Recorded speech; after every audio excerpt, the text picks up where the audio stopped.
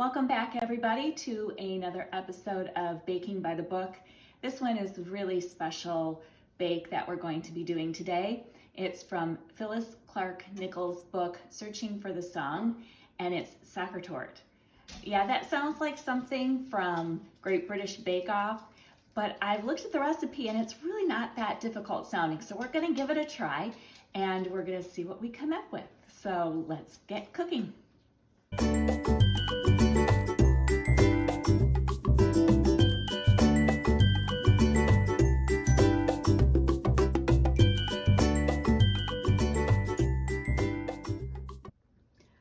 Okay, so I've gone ahead and gotten started. The first thing we need to do is to preheat the oven to 350 degrees. So I'm going to do that. And then I like to use the double boiler method. You can melt your chocolate chips in the microwave. I have a problem with my chocolate seizing when I do that, so I prefer to do it over the double boiler. But this is 1 cup of bittersweet chocolate. What I used was the Ghirardelli chips. They're 60% cacao, which is a nice amount for this cake. And if you're gonna use the calories, consume the calories for this cake, then you might as well make it really good and use a really, really good chocolate. I'm kind of a chocolate snob that way. So if I'm gonna make something special, I'm going to use really good chocolate.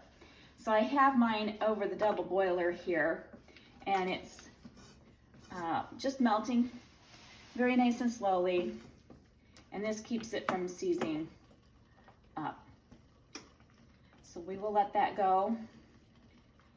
And you see, I don't actually have a proper double boiler, so it's just a pot that I have a metal pan metal bowl that fits over it, and that just works really, really well for me. It conducts the heat and it melts the chips really well. In the meantime, what we're going to do is I have separated 8 eggs. I used a separate bowl to do it in so that if I make a mistake, if the yolk breaks and kind of gets in the whites, I can just throw that out and start over again. That happened with 1 egg. So instead of having to throw out 8 eggs, I only had to throw out 1 egg. So there's a little tip: separate your eggs into a bowl and then pour it separately into something else.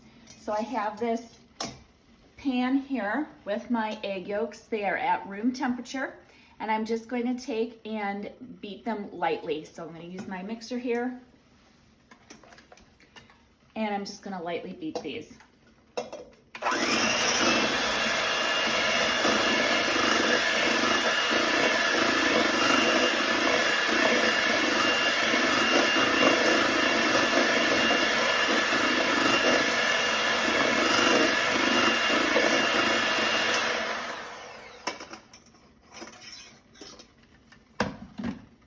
Okay, I think that's lightly beaten, so that should be good. We're gonna just set those to the side for now. And now my water is really boiling, so these chips should be melting really nicely now. Yeah, they're just about all melted. And to this then, we're going to add 8 tablespoons of melted butter. That's 1 stick of butter that I've melted. This I do in the microwave. It's just easier. Just make sure to cover it. So I'm going to add this into there, along with a teaspoon of vanilla and just a pinch of salt. Okay, so let me stir this all together.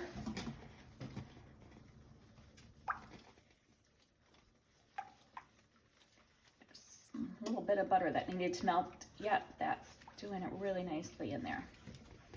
Okay, now comes the part that I'm honestly the most nervous about, and that is getting this chocolate into the egg yolks. We're gonna have to do it very, very slowly so that we do not end up with scrambled eggs, because this chocolate's really hot. I'm just gonna stir it a little bit and let off a little bit of heat, a little bit of steam here. And we're just gonna pour this in really slowly, stirring all the while so we don't cook these egg yolks here. See, I'm going so slow and I'm hardly getting anything in here, but that's gonna get all incorporated. So far, so good. It's not looking like scrambled eggs, so I'm happy about that. Okay. It's really starting to incorporate now. And the further we go along here and it's looking good, then the faster I can pour this chocolate, because I don't have to worry so much about the egg yolks anymore. They're already incorporated into there and there's no chance of scrambling them really anymore. You see my chocolate's already cooling and starting to harden here a little bit on the bowl. So I'm going to scrape that all off. I really want to get every little bit of chocolate here. Sachertorte is really just a chocolate cake with an apricot filling and a chocolate glaze on top. So it's perfect for a chocolate lover like me. Okay, that looks really well incorporated and we did not scramble our eggs, so I'm feeling successful about that. Okay, so remember those 8 eggs that we separated? We used the yolks and mixed them in with the chocolate. And now here are the whites. They're obviously room temperature. They've been sitting out for a little bit. I put them in my stand mixer. You can put them in a hand mixer and use that, but I really like my stand mixer. So I'm gonna beat these just until they get kind of foamy. And that'll just take a few minutes. Okay, you can see that they're nice and frothy. And now I'm going to go ahead and add 3/4 cup of sugar. And I'm going to add that in slowly just until we have some nice, stiff, glossy peaks.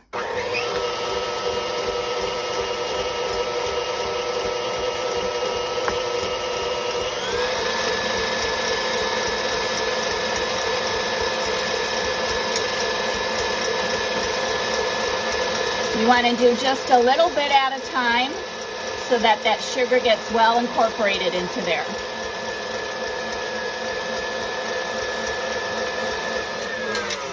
See if we're at the stiff peak stage yet.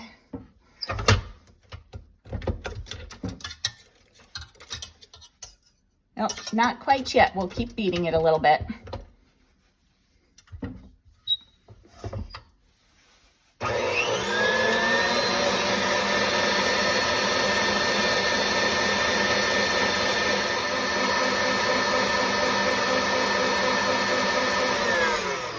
See what we have now.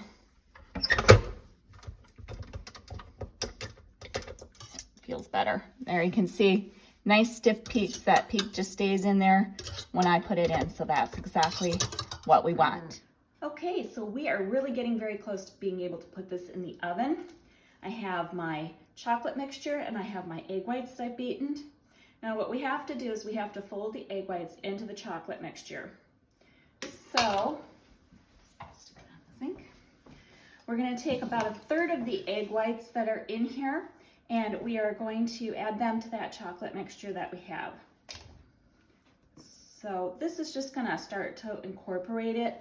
We don't want to beat the air out of there. If you notice, there is no baking powder or baking soda in here. The height from the cake is going to come from these egg whites. So we don't want to deflate them too much. We're just going to lighten the chocolate a little bit here. It helps to get the egg whites really well incorporated. I'm just folding them in, making that figure 8, going over and over again.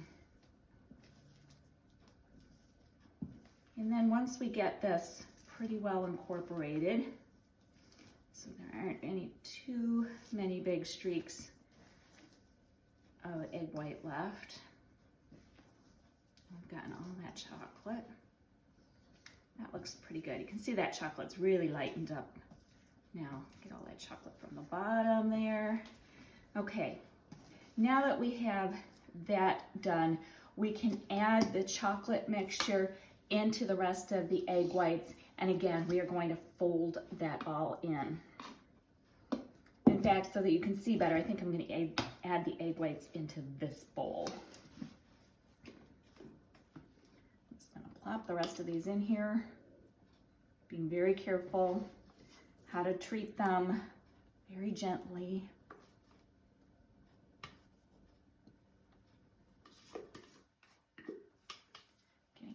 white out of there. Okay.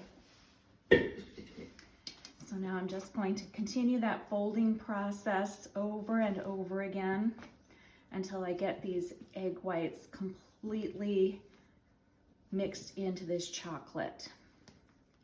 So while I'm folding this in, let me tell you a little bit about Phyllis Clark Nichols' book, Searching for the Song. It's actually book 5 in the Rockwater suite. The story continues with Caroline, Roderick, and Gretchen as we journey with them to Austria, Gretchen's homeland. Secrets, intrigue, and romance, all in the enchanting setting along the Danube River. Assumed dead and a continent away, Gretchen's wounded heart longs for home. With newly found freedom after 30 years, Gretchen and her granddaughter Bella, a rare musical savant, are happy in their cottage in North Carolina. But the haunting shadows of Gretchen's past cloud her days. A shameful night in a dark alley of an Austrian village decades ago left Gretchen with only one choice: to flee her family, her beloved fiancé Peter, and her homeland. Caroline, a beautiful concert pianist and Gretchen's closest friend, is settling into her Rockwater home as the wife of Roderick Adair, a successful international business tycoon. But Caroline knows Gretchen's yearning for home, so she and Roderick fulfill Gretchen's dream of returning to Austria. You will walk with them through musical Vienna and discover if Gretchen can find her happily ever after. And that's where the Sachertorte comes in. This is a German or Austrian dessert, and that's where the Sachertorte gets mentioned. So please, I will leave a link to this book and all of the others in the Rockwater Suite series, and check them out. Get the recipe for Sachertorte there. See how it plays into Searching for the Song. All right, this is looking really pretty good. I have a few lumps I can see of egg white left, but I don't know if you can tell, this is really nice and soft and fluffy. So I've done a pretty good job, I guess, I hope, of not deflating those egg whites too much. Before we started, I measured out a cup of gluten-free flour. I did hear that you could do this gluten-free, so we're gonna give it a try. I like using Bob's Red Mill 1-to-1 baking flour. It just does a really, really nice job. So we're just going to sprinkle that 1 cup of that on top of here. You need that, or really you just have a meringue, a chocolate meringue. And so we're gonna just fold that in very gently. So we have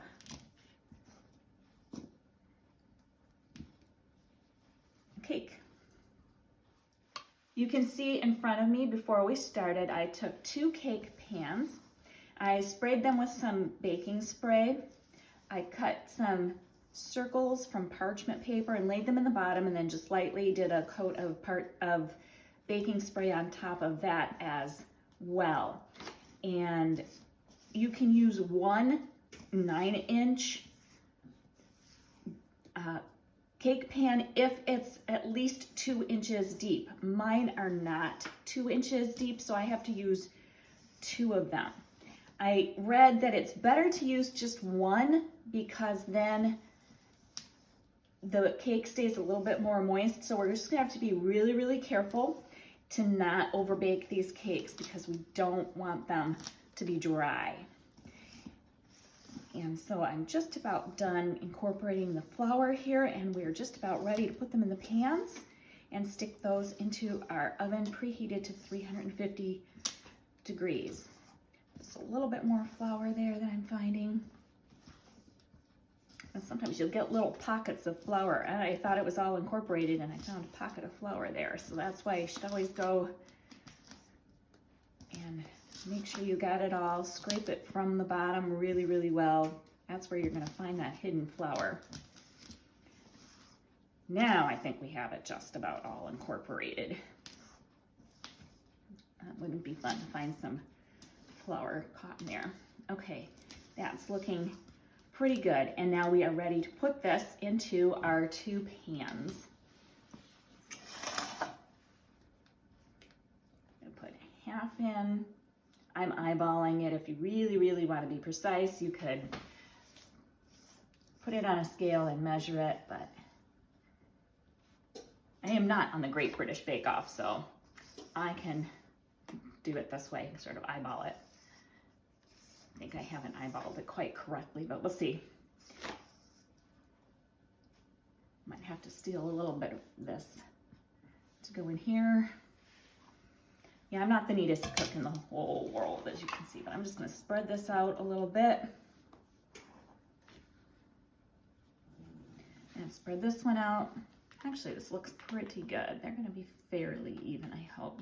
Just kind of smooth that top a little bit. And that looks pretty good. I think we are then just about ready. Stir that in there a little bit. To put this in the oven. And because we have 2 cakes, we'll bake them in the 350-degree oven for 20 to 25 minutes. If you're just doing 1 pan, then bake them at for 40 to 45 minutes. So we'll stick them in and we'll come back when they're finished. Okay, so I let the cakes bake in that oven for about 21, 22 minutes, and then they were done, so I took them out. I let them cool in the pan for 10 minutes, then I turned them out of the pans, pulled off the parchment paper, and let them completely cool. So these things are nice and cool now, and we are ready for the final steps. So first of all, I'll explain why this is on a cookie sheet in just a little bit. But I have some apricot jam here, or apricot preserves, whatever you can get. And I have 1.5 cups of this. And to that, I'm just gonna add 1/4 cup of water. The original recipe calls for rum. If you want to, you can. If you'd rather not, water works just fine. So I'm gonna put in this, and I'm just going to thin this apricot preserve out with this water. Okay, so this looks pretty much all incorporated. It thinned the jam out just a little bit, not very much. And now we are going to spread about 1/3 of this onto the top of one of the cakes. If you had baked just 1 cake, you would obviously have to split it in half. I guess that's the benefit of doing it in 2 cakes, is that I'm not going to have to split it in half. And so I just want to spread that all around the cake. I don't want it oozing out, but I want a generous amount. This is going to help the cake stay nice and moist. So I'm just going to spread that out. And then put on the top layer, like so. Okay, I probably should have trimmed that a little bit, but I think we can still get it to look nice. Now the next step is to strain this jam. We don't want any bits of fruit in there for the next step, so I'm going to just send this through a strainer, whatever we have left here, so that we're really just getting the juice and not the fruit. So I'll work that through with my spatula. Okay, so now I have that all strained out, and I'm going to use my pastry brush here, and I'm just going to brush it all over the cake. This is going to also help get the cake to be nice and moist. So it's going to go on the top, it's going to go on the sides. We're going to use every little bit of what we have here. I'm going to try not to make too much of a mess. And there's a piece of fruit that got through that strainer somehow. So I'm going to just coat the entire cake with this.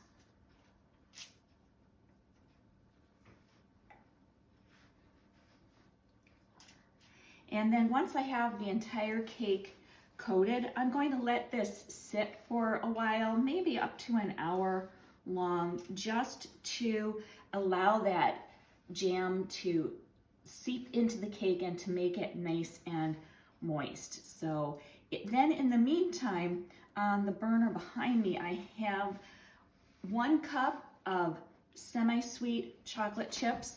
Again, I used the Ghirardelli brand just because those are so yummy. And 1/2 cup of butter. So I'm going to melt that together when the time comes when we're ready for this. And so we will be back and show you that step when that's ready. All right, so now we're back. I have let this glaze kind of soak into that cake a little bit more. And here I have my 1 cup of semi-sweet chocolate chips with 1/4 cup of butter that I have melted. Yeah, there's a lot of butter. This is a rich dessert, but it's so worth it. To this, I'm going to add 2 tablespoons of corn syrup. There were lots and lots of different recipes out there for this glaze, but this one got the best reviews. People said it was really nice to work with and easy to use, so we will find out if that is the case. Okay, so I will just mix that corn syrup in. Okay, and now here's why the cake is on a rack on a cookie sheet, and that's because we're going to pour this chocolate mixture over the cake, and this will help to catch anything. And then I also have a spatula here to sort of spread it out if I need to. Want to try to make this as smooth as possible. So let's see how I do. Okay, I'm definitely going to need that spatula, I can tell. You have to work quickly. This chocolate really cools off and gets thick super fast.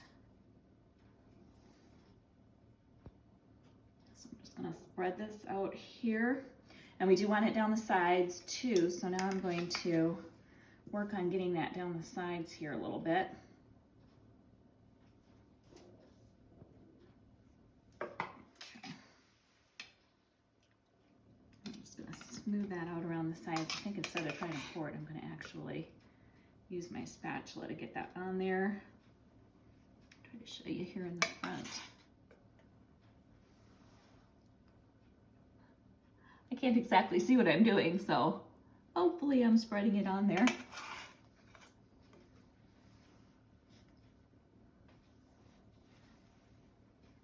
That is actually looking quite nice. So I guess it is the right consistency.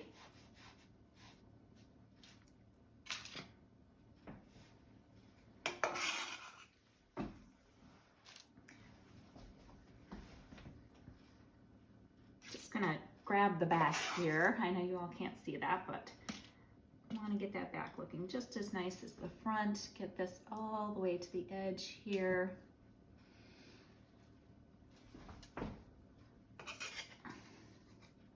It maybe should be a little bit smoother than this. A lot of them just have a really glazy finish, but this is pretty good. I'm fairly happy with that. There's a little spot here that doesn't have any. I think that's my problem is I'm using this spatula here. I'll try to smooth that out a little bit. Well, there, now I can get some to drip down the sides a little bit better.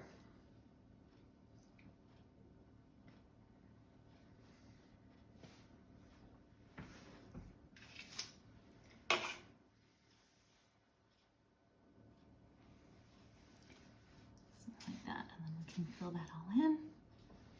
That is nice.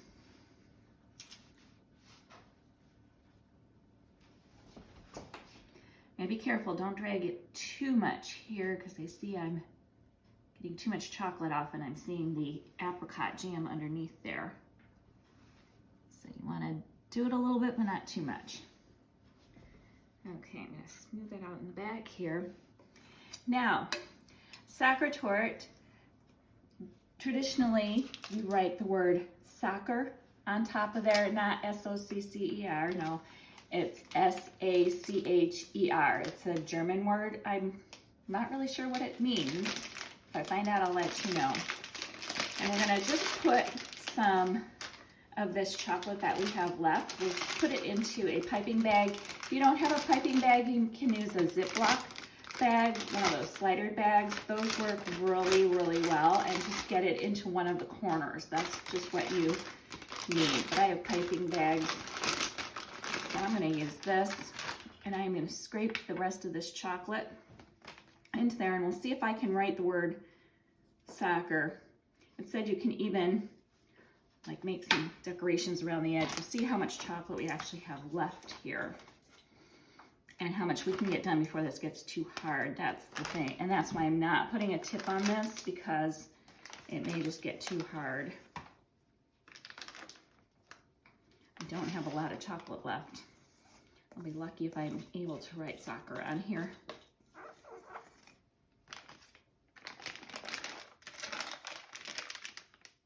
I don't drop it on the floor.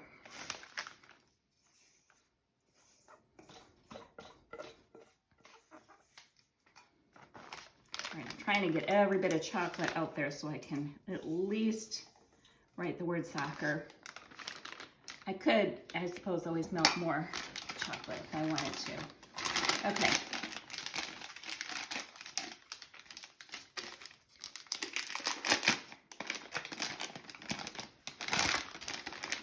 You can see I'm not a pro. Okay, I'm just moving it down to the tip. And I'm just gonna cut this very tip off here. I don't want it super big. And I'm just gonna write soccer on here.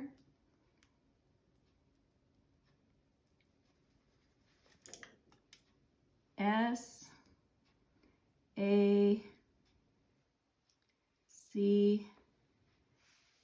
I'm running out of room, E-R. Okay, I don't know if you can see it. It's really, I maybe should have made it a little thicker and maybe let that chocolate cool just a little bit, but it's on there. Let me turn it so you can see that. See if you can see that. I don't know how well that will show up. But there we go. So this is our Sachertorte. When this has cooled a little bit, I'm gonna transfer it to a cake plate and I'm gonna let it sit overnight. We'll try it in tomorrow and we'll let you know how it is then. Okay, so as you can see, I have the cake here. I let that chocolate cool just a little bit and I went back over it and I wrote soccer again, and you can see it a lot more clearly now. I even put a little decoration around the edge. So I think I was a little too anxious to get that on while it was warm, and I should have waited a little bit. I was able to smooth the cake out a little bit better as well. So we are now going to slice this up and see how it tastes. So let's dig in here and see what we have. I can actually smell that apricot in there, and it's probably way too big of a wedge. I have a feeling this is going to be very, very rich. So let's pull this out here, and you can see that apricot filling in the middle. I'm going to take a taste of this. Get everything here.